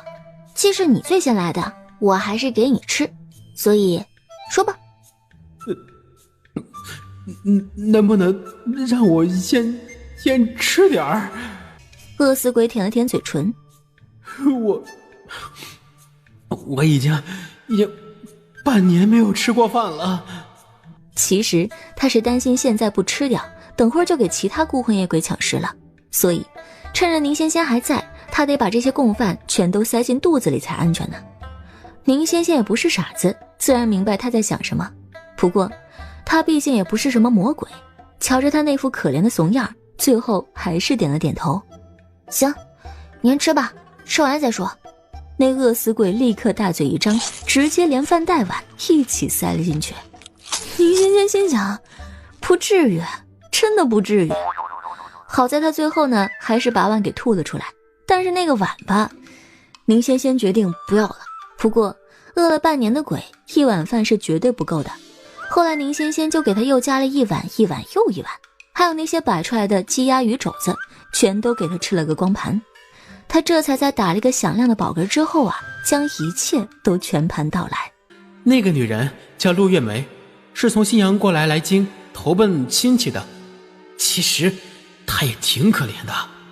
陆月梅呢是信阳人士，到京城来投奔的也并不是什么远房亲戚，而是来京做生意却3年未归家的丈夫。可当她寻得丈夫所住的小院，这才得知丈夫在半年之前就搬走了。陆月梅一下子傻眼了，半年前她人还在信阳呢，也未曾接到丈夫的只字片语说要搬家，这怎么就走了呢？她当时已经走投无路了，孩子饿得哇哇直哭，她就坐在那小院外，一边哭一边求问着有没有人见过她的丈夫，有没有人知道她搬去了哪里。后来没想到还真有人说知道，说好像是有那么个人，半年前因为误伤了官家子弟被下了狱，好像是判了10年。10年呐！陆月梅听完就觉得天旋地转，家乡待不下去，她几乎算是讨饭上的京，现在丈夫却也指望不上，那他们母女岂不是死路一条吗？伤心过度，再加上粒米未进，她情绪一个大起大落，便晕倒。待她再醒过来，人已在那老妇人家中了，只不过那时女儿已经不在身边，而她呢也被五花大绑地关在了柴房里。后来的事情，小仙姑你想也想得到了，那老婆子可不是啥好人，当初接近她就是想要拐了他们母女，后来孩子不知被卖去了何处，她也被卖进了鹰燕街的窑子里。她是良家妇人，自是不肯接客的，可偏她又长得不错，那老鸨觉得好好调教一番，肯定成为一棵摇钱树，就找人又虐又打的。可他也不从，那老鸨子无计可施，最后给他灌了药。那陆娘子也是性情刚烈，为了保清白，竟直接从3楼一跃而下。说到这儿，饿死鬼也是长叹一声，唉，都被卖到那种地方了，死了也就是死了，破席一张，卷一卷，便扔去了乱葬岗。也不知道他在那里躺了几天，反正后来就醒了，成了活尸，人是能跑能动了，可就忘了许多事儿，只记得自己什么名字，从哪里来，有个女儿。那他偷别人家孩子干什么啊？他自己孩子丢了嘛，就天天到处找孩子，又因为人犯糊涂了，什么也不记得了，所以但凡遇上3岁以下的小孩子，就会偷偷抱走，说那是他的孩子。那被他偷的孩子呢？后来怎么样了？都养着呢。什么？养着？对，都养着。那些孩子们也很喜欢他，唤他师娘。他不用吃东西，孩子们却是要吃的，所以他才会天天出来偷粮食，都是偷给孩子们吃的。听到这里，宁仙仙总算是松了口气呀。孩子们只要还活着，便是不幸中的万幸了。伸脚踢了踢那饿死鬼，哎，那些孩子在哪儿呢？带我们去看看。饿死鬼有些犹豫，像是不想出卖那个可怜的女人。宁仙仙直接扬起了手，做了个你敢不说马上抽死你的动作。饿死鬼立马老实了，二话不说，抱着头便带着他们直奔京郊。不远处，将这一切全都看在眼里的莫言玉一直在拉着慕容羽问话呢。那碗饭是干什么的？他为什么一直在自言自语？哎，他手里的碗怎么空了？那些鸡鸭鱼肉的为什么都没了？等等等等等等。慕容羽的耳朵都快被他问出茧子了，于是狗胆包天的回吼了一句：哎呀，别问了行不行？十五哥你好烦呐，都这么明显的事情了，为什么非要逮着我问？他明显不是在自言自语啊，那些饭就是供饭呀，供饭，你们家难不成拜祭先人的时候不用供吗？你是说他在跟鬼说话？那些饭也是给鬼吃的？不然呢？不要明知故问好不好？慕容羽翻他一记白眼，懒得再解释了。这可是你逼我的，答应我，一会儿看到什么都不要太吃惊，也不许揍我啊！什么？莫言玉一脸发懵，就见慕容羽从怀里摸出一张黄符纸，啪的一下贴在他心口。几乎在同时，莫言玉便发现原本空旷的街头突然就鬼影重重了。他双眼一下子瞪得老大。我去，树上怎么会这么多人？哥，你再仔细看看，那些是人吗？只这一句，莫言玉只觉得后背生凉，紧跟着额头上冷汗都下来了。所以他们都是鬼？最后的那个字啊，他实在没有勇气当着这么多阿飘的面前说，便做了个口型。莫容羽瞧着他那副被吓傻的模样，突然间乐了。哥，你知道我刚才给你贴的是什么吗？道家开眼符，帮你开了天眼，自然能看到普通人看不见的东西啦。不用谢，1张10两，记得还银子给我。1张10两，你小子怎么不去抢啊？莫言玉咬牙切齿地说着，还伸手去扯那张符，但手都已经握住那张符了，最后还是强忍着没有拿下来。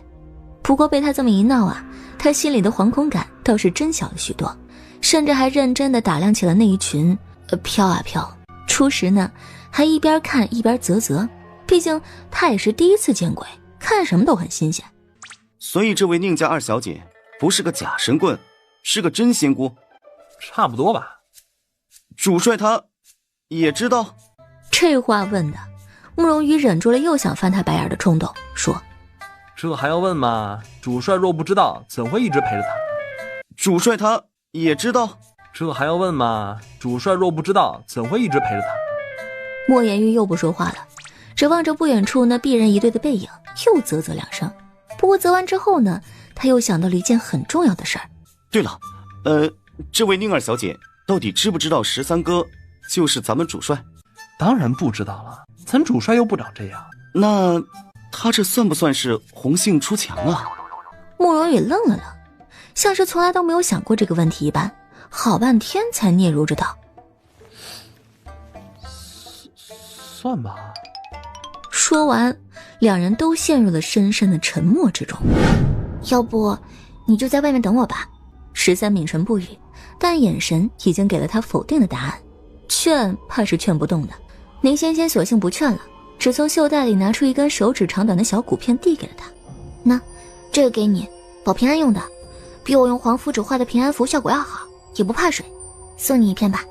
那骨片上面用朱砂画着符印，应该是辟邪用的。13眯了眯眼，忍不住问：这是用什么东西的骨头做的？夜叉的。什么？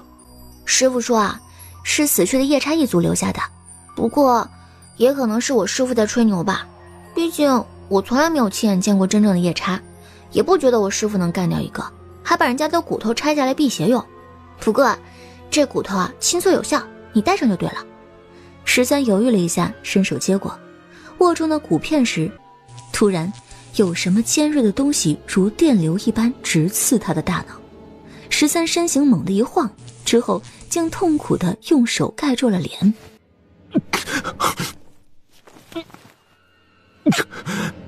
13脸上冒出大滴大滴的冷汗，宁仙仙最先注意到他的反常。13哥，你怎么了？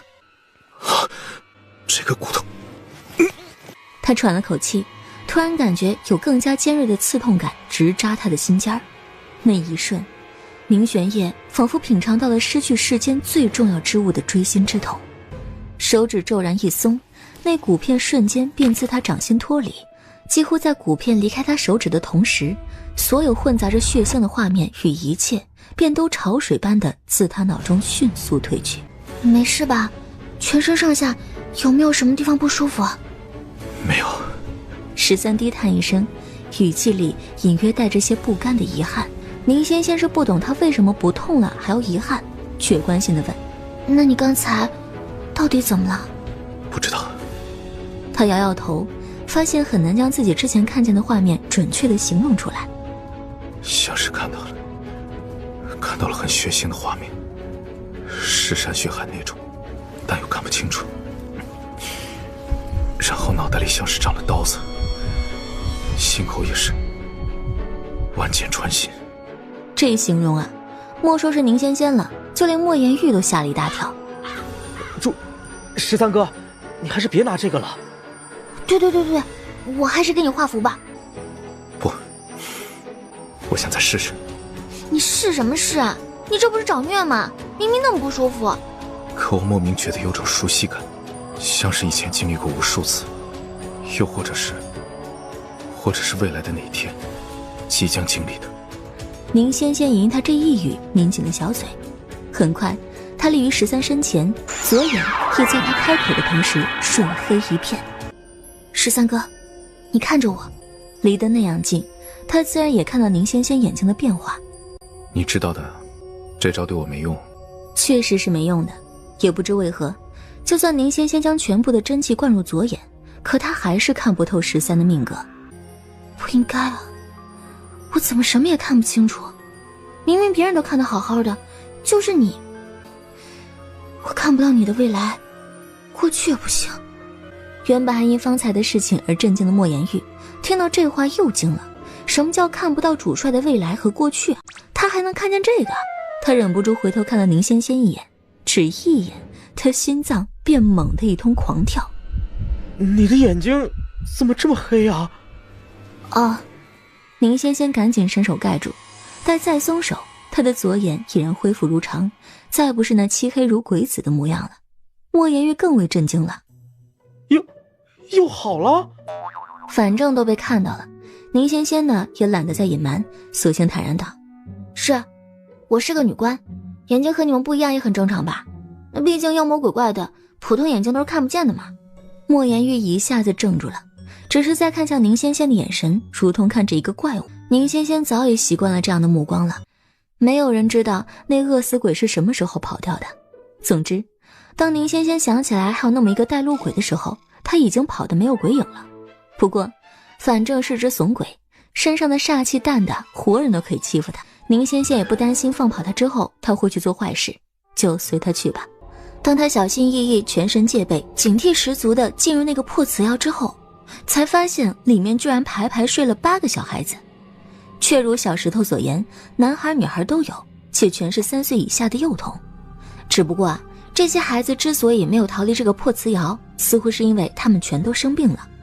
宁仙仙考虑了不过一瞬间，便闭上了眼，不过很快又再睁眼。这时他的左眼已然一片漆黑，过阴之眼扫过的地方，那些孩子身上他能够清清楚楚地看到一层白色的蠕动着的发光的小虫子。他一个机灵，吓得左眼直接关掉了。怎么了？这些孩子问题很大吗？很大的问题。宁仙仙虽然是个胆大包天连鬼都不怕的小丫头，可唯独怕虫子这种东西。不过她倒是不怕带甲壳的小强那类虫子，只怕那种全身软乎乎的，比如蝉之类的软体虫。而这种荧光的小虫长得就跟一条条肉蝉一样，她真是看一眼就全身鸡皮都立了起来，所以才发起了抖。那个他们病了，不治的话以后都会变成睡着出气的活死人。什么病这样厉害？我说不清楚，反正就是有一种虫子，虽然你们都看不见它，但是它会吃掉人的精气神。大家沉默着看着他，特别是莫言玉，他指着身上的开眼符。他们看不见就算了，我贴着这个也看不见的话，实在很难让我相信你的话呀。你这张符太普通了，只能看到鬼怪和灵魂，看不到这种高阶灵虫。真的，你们信我？可他们的眼神显然还是不信的。没办法了，不让你们亲眼看看，你们是不会信我的。宁仙仙竖指于胸，很快便掐着指诀念起了道家的开眼咒。天法清清，地法灵灵，阴阳结晶，水灵显形，灵光水射，通天达地，法法奉行，阴阳法镜，真行速现，速现真行，无奉太上老君律令，急急如律令。咒罢，宁仙仙双指一一拂过他们3人的双眼，几乎在同时，他们便觉得瓷窑内光芒大盛。再定睛一看，不是瓷窑亮，而是那8个小孩身上都有一闪一闪的荧光在蠕动着。妈呀，真有虫子呀！太恶心了吧！慕容羽一阵头皮发麻，那画面让他想起了战场上那些清理不太及时的死尸，在大夏天时生了蛆虫的样子，忍不住他胃里一阵翻腾，人竟转身过去干呕了好几声。宁仙仙虽然怕虫，但也没他这么夸张啊。于是本想说的话，最后只能忍了忍。等他吐完了，才从袖袋里掏出2个小葫芦，分别塞给了他和莫言玉。干嘛给我这个？反正天眼都帮你们开了，不能浪费啊。那些孩子那么可怜，你们就帮帮他们吧。只要把他们身上的虫都一一捉掉，装进这个葫芦里就好。啥？你让我们捉虫？我不干。宁仙仙立刻道：怎么，你害怕啊？怎么可能？我可是个男人，会怕虫子？宁仙仙一脸安心：我可是个男人，会怕虫子？那就好，那就好。反正我不是男人，我就很害怕，所以这虫子啊，就给你们不怕的男人捉吧。慕容羽一下子噎住了。我宁仙仙见状又试探着问：那不然你要是实在干不了，那就让13哥替你呗，他反正看起来是一点都不怕。慕容羽，我谢谢你啊。他终于泄气了。算了，我还是自己来吧。最后一只虫被捉走的时候，2个葫芦都装得满满当当的。面对递还回来的2只小葫芦，宁仙仙吓得连连后退，直直摆手：不要给我这个东西，我是真的怕，不然就送给你吧。我要这个干什么？喂鸽子呀！你们打仗的时候，那传信不得用信鸽吗？用这种灵虫喂过的鸽子，各方面都会比普通鸽子要强上许多倍，特别是夜视的能力。以后啊，就算是让他们半夜送信，也绝不可能会送丢的。是吗？莫言玉半信半疑，但还是将2个葫芦重新收了回来，心里还盘算着，他虽然没有养鸽子，但上回从草原上带回来一只小鹰，说不定啊可以试着喂喂看。无奉太上老君律令，急急如律令。小孩打了个哈欠，仿佛真的刚刚睡醒一般。师娘，星儿饿，要吃饭饭。星儿，宁仙仙一想，这不是小石头家的侄子吗？他手还挺准，第一个救回来的居然是这个孩子。张嘴。星儿懵懵的，但还是乖乖的张开了嘴。啊，然后他就被塞了一个拳头大的丹丸在嘴里。宁仙仙笑眯眯地说：乖，吃吧，吃了就不饿了，病也会好哦。孩子嘴小，撑着这么大的一粒药丸，难过的眼泪都要掉下来了。莫言玉更是瞪大了眼睛。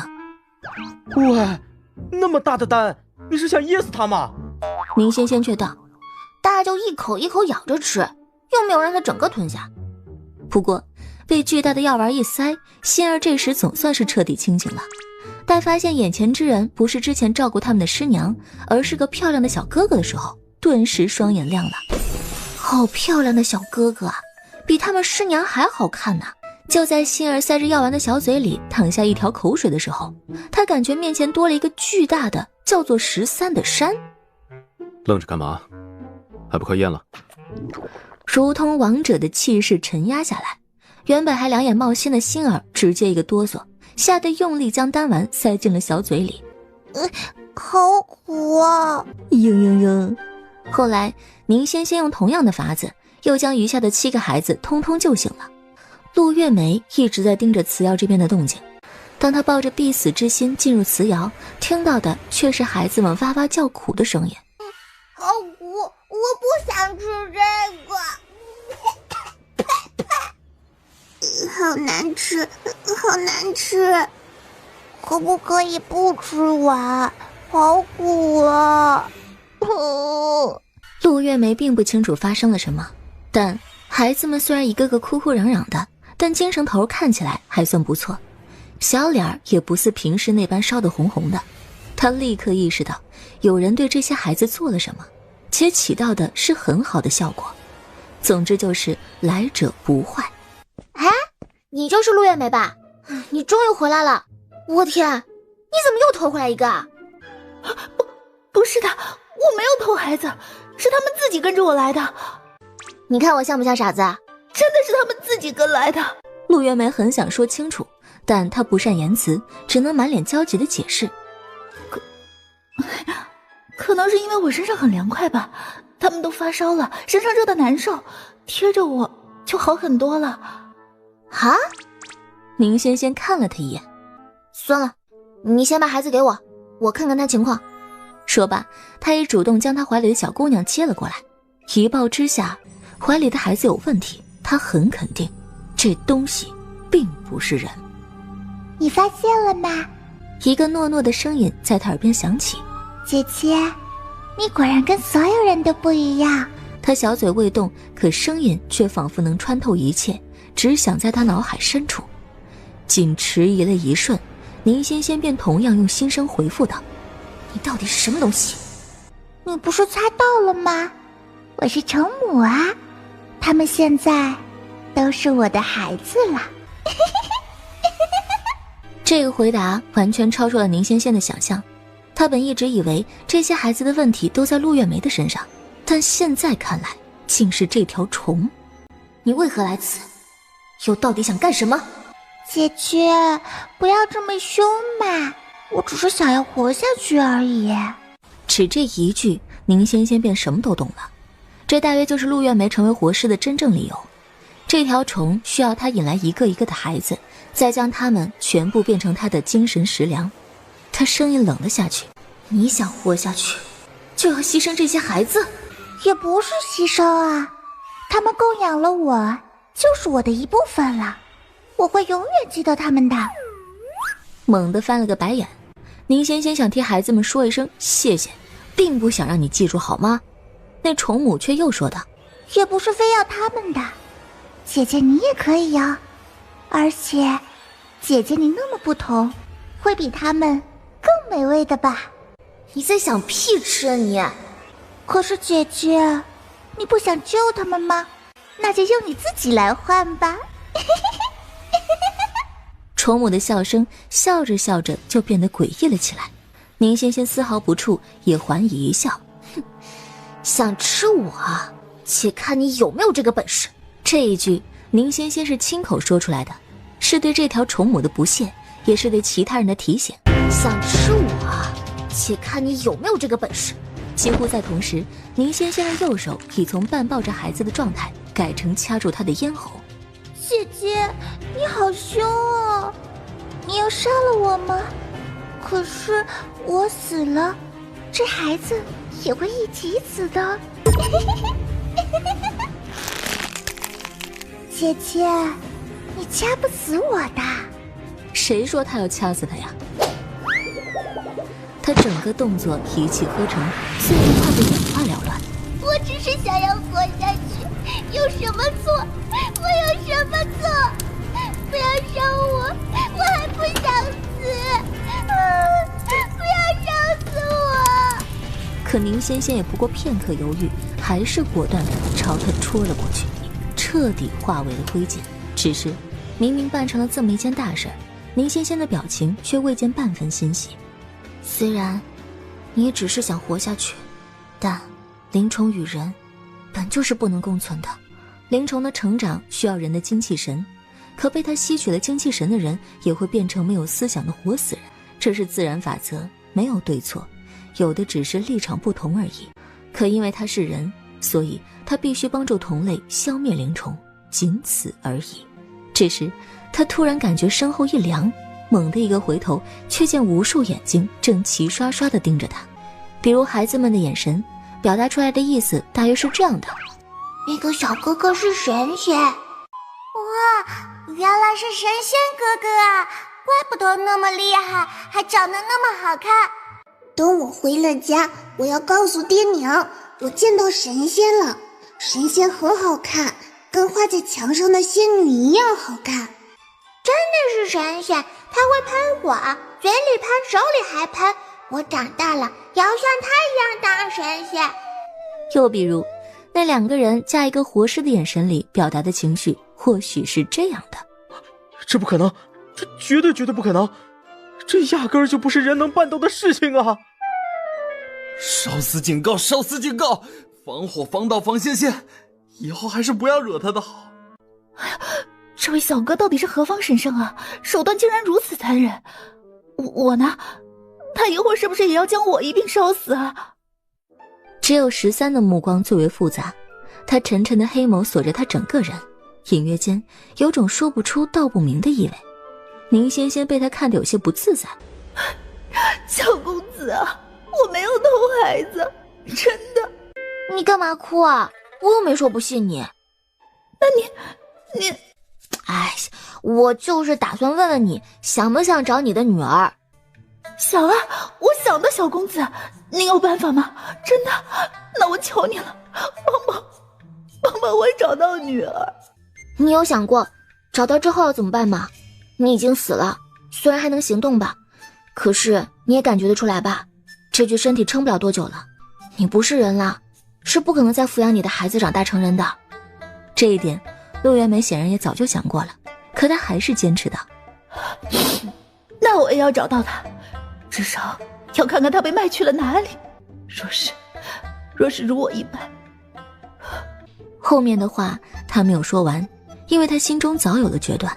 他想，若女儿也如他一般被卖入那烟花之地，他就亲自结果了她，也省得女儿长大之后还要过那人不人鬼不鬼的日子。只是即便他没有将这些心里话说出来，宁仙仙还是敏感的。你是不是在想什么可怕的事情？没有。罢了，帮人帮到底，送佛送到西吧。我再帮你找找你丈夫。原本还低垂着眉眼的陆月梅猛地又抬起头来。可是他不是在牢里吗？人家骗你的你也信啊？那个不是你丈夫，是这间窑厂的主人。陆月梅一怔，初时像是没太听懂，待反应过来之后，她突然就更加激动了。那我夫君他到底在哪儿啊？别急，等我先安顿好这些孩子，再帮你想办法找人。好的，谢谢。陆月梅不停地说着谢谢，只是说着说着，突然又抽泣着捂住了脸，眼泪顺着她苍白的脸庞滑了下来。这一刻，无人能理解她的心酸。这么多天了，她不记得自己吃了多少苦，受了多少罪，如今总算听到了最想听的好消息，可她却难过的只想落泪。女儿能找回来，丈夫说不定也好好的能回来，一切眼看着都会好起来。可是只有她再也回不了家了。8个小孩1个活尸，这带回府里是绝对不可能的。最后宁仙仙也只能暂时将他们安置在慕容羽的那个小院子里。好嘛，一开始里面是个女鬼，现在女鬼算是没了，又多了个活尸，还有一群现在说是好了，实际上之前身上都是虫的孩子们。慕容羽立刻决定，这个小院以后就送给宁仙仙当嫁妆吧，反正他是不敢再住的。平白有人送房子，那当然是不要白不要了。宁仙仙笑眯眯地收下之后，转头就从袖袋里摸出一只绿毛龟来。小玄子，干活了。你叫他什么？小玄子呀。莫言玉十分不忍直视地看了看自家的主帅大人，心说，不是故意的吧？主帅名字里可有个玄字呢。可他明明只在心里想了想，一回头却撞上他们家主帅那吃人般的眼光。你在想什么？没什么，我就是觉得这个小精神长得真东西啊！不，是这个小东西长得真精神。对不起三哥，我嘴瓢了我。噗的一声，然后他后脑勺就狠狠地挨了一下，但挨了就挨了吧，他肩膀还是在不停地抖。好想打死这小子！宁仙仙之前完全没想过名字撞了字这种忌讳，但她十分聪明，一看他们仨这反应，马上便机灵地对小玄子道：那什么，以后你就改名了，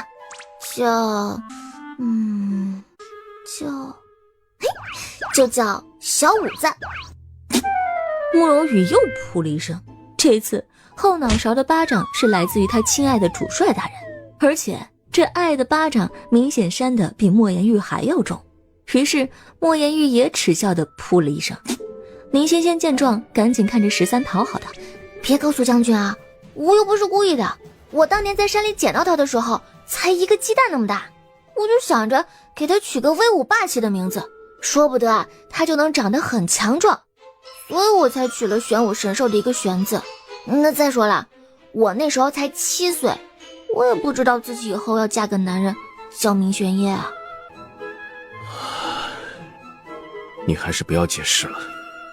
好的，帮忙送个信呗，不远就到虎须村，你告诉村长，他们村丢的孩子全都在这儿，让大人们赶紧过来接走。小五子头脚都缩在壳子里，只露出了一条细细的尾巴，懒洋洋地甩了甩，一副不想说话也不感兴趣的样子。宁仙仙见状，知道多说也没用，于是转身他就跟慕容羽借钱。你有银子吗？能不能先借我1两？银子当然有了，他可是江南慕容世家的公子，那1两银子还借什么？他直接就要掏钱袋子给他。不用，给多也是浪费，1两就够了。慕容羽财大气粗。1两够干什么的？宁仙仙冷哼，够你们吃好多天的牛肉面。装什么富有？我还不知道你们有多穷吗？这个误会很是有点大啊，但他还没办法解释，毕竟慕容世家是真的不穷，可明家的粤北军却是从上到下真的都很穷。慕容羽掏出一锭银子递给林仙仙，随口道：你还好意思说我？你自己不也1两银子都没有？我有什么不好意思的？我本来就没有钱，只有铜板，可是他又不爱吃那个。啥？慕容羽一时没听明白他说什么爱吃不爱吃的，然后就眼睁睁地看着宁仙仙将跟他借来的银子直接放到了小五子的面前，嘴里还叫着开饭喽。闻见银子的香味，哪还用他叫啊？小五子一条小尾巴甩得更欢了，之后4条手脚齐齐地伸了出来，最后是头，且他的头一伸出来，便一张嘴咬住了那锭银子。慕容羽的手指开始颤抖。他怎么把银子给吞了？不必如此大惊小怪，虽然吃的是有点奇怪，但小五子就好这口。你管这叫吃的奇怪？这叫败家，你知道吗？你知道1两银子一户农家能买多少米粮吗？你居然拿它来养龟！可是他也不吃别的呀，而且小五子很有用的，他跑得快，能帮我送信，算是凭本事吃饭的。可是慕容羽还要再说，小五子却咻的一下冲到他跟前，然后一张嘴直接咬住他的钱袋子。不行！情急之下，宁仙仙只来得及大喊一声，之后便眼睁睁地看着他大嘴一张，将整个钱袋全都吞了下去。那瓜皮娃儿，吃你1两银子都敢嫌弃老子，看老子不把你吃穷了！宁仙仙扶额，你那里面装了多少银子？也不多，就15两。15两？你还说不多？宁仙仙咬牙切齿，一把提起小五子的尾巴就开始训他。你出息了你！都开始抢银子了，你知不知道抢东西犯法？那是要吃官司的。你信不信我让慕容把你关到又脏又臭的牢里去？我看你到了那儿，还有谁给你喂银子？谁让他能够说我呢？小气鬼！我都吃他的银子，都吃！你还有理了是不是？我不管你现在马上给我吐出来！吐！我都不得行。道理讲不通，宁仙仙直接武力镇压。她提着小五子的尾巴就开始疯狂的抖，像是想把银子从他肚子里抖出来似的。可小五子呢也护食的紧，死也不张嘴。反正银子是不肯吐的，宁死也不吐。自己养的龟是个什么德行，宁仙仙还不清楚吗？其实他本也只是想吓他一下，现在见小五子都2只眼睛里转着星星，几乎要被他倒提着晃死过去，他这才大发慈悲地放过了他。一次1两，吃了15两，你不吐出来也行，记账。说罢，他还一本正经地翻出自己的仙仙鬼气账，刷刷刷地在上面记了几笔，然后捏着小五子的小爪爪摁了上去。爪印按好，他顺手呢又写了封信给虎须村的村长。喂，先生，送信。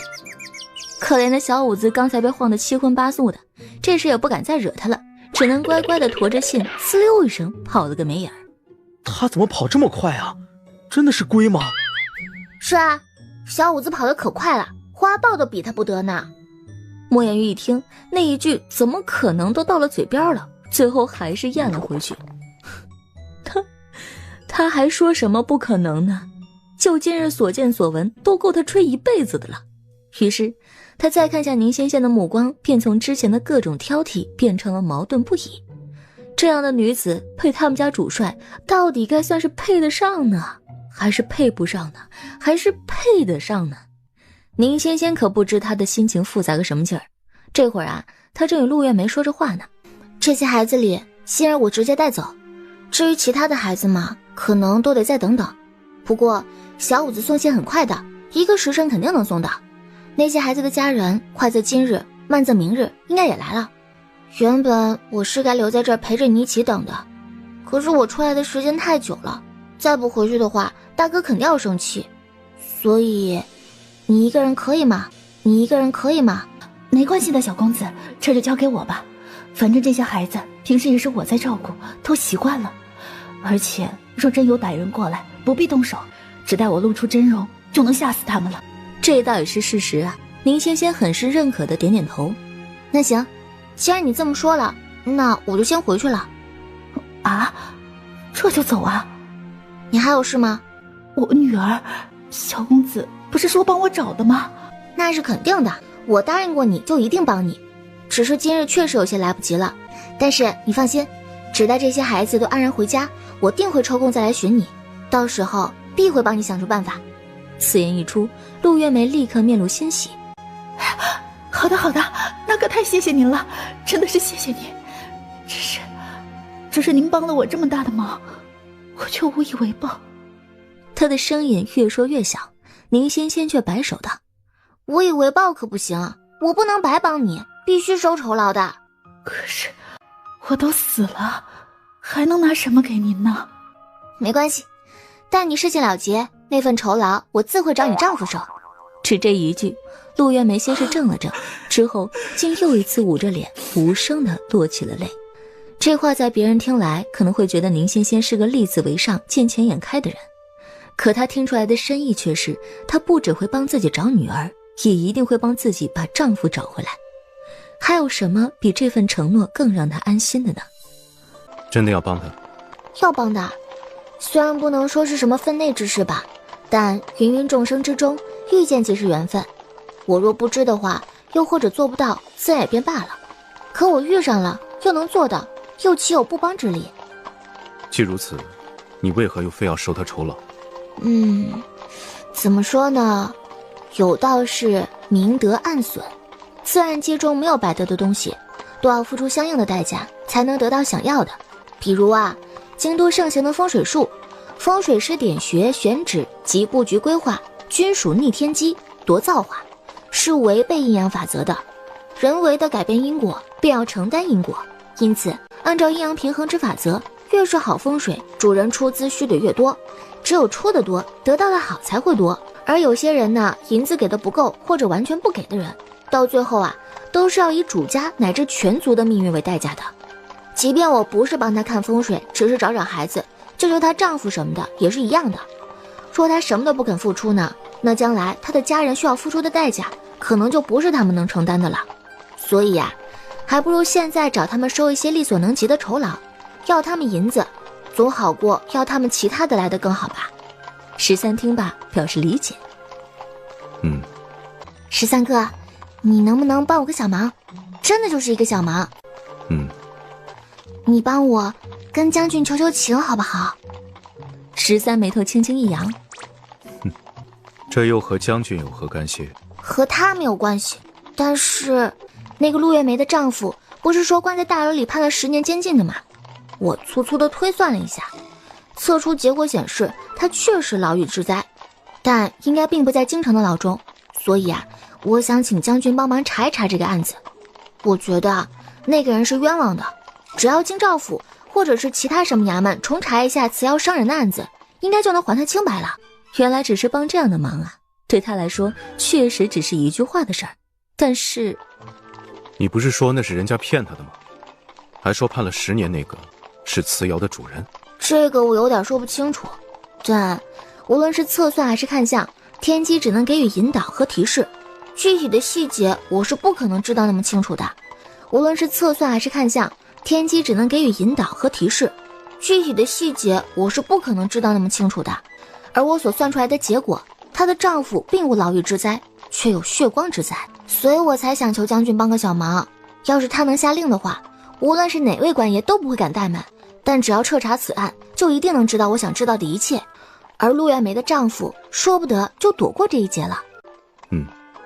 知道了，可以帮你问问，但将军会不会帮你，我却不能保证。此言一出，两人均是一脸主帅，原来你是这样的人啊的震惊。倒是宁仙仙很是理解的点头道：明白明白，规矩我懂，所以你只要负责帮我带话就好。他要是不答应，你就对他说，一将功成万骨枯，他此生啊杀孽太重了，必须得多做好事，多积功德，不然的话以后是会不得好死的。此言一出，四周瞬时一片寂静。片刻之后，最先炸毛的慕容羽怒道：你要不要听听你在胡说什么？哎呀，你别生气嘛，我又不是咒你们家将军，我说的都是事实。而且不只是他，你们几个也是一样的。我们道家虽然不论因果，但即便你们的所作所为皆是为了报效朝廷，保家卫民，可本身造下的无数杀孽却是抹不掉的事实。好在呢，你们呢也同样守护了万千子民，能从他们身上收获福报与感激，这些便是你们的功德，可与那些杀孽相抵。但人心最是浮躁的，他们今日能因战争而谢你们，明日也能因为其他的事情而恨你们。别的不说，就细数历朝那些骁勇善战的护国神将，又有几个能真的得善终啊？大多不都战死沙场，死后才会封王封侯。可人都死了，成王成侯的想事也没有那么重要了吧？你们说呢？慕容羽的火气一下就退了个干净。他们既然选择了这条血路，便料想过会有麻革裹尸的那一日。可即便心中不惧不怕，听别人这般分析着说来时，仍是不免内心苍凉。如果能不打仗，谁又想造杀孽呢？可有些事情总得有人去做，不是他们就是别人。宁仙仙自然也懂这个道理，所以她眨了眨眼，认真地对13说：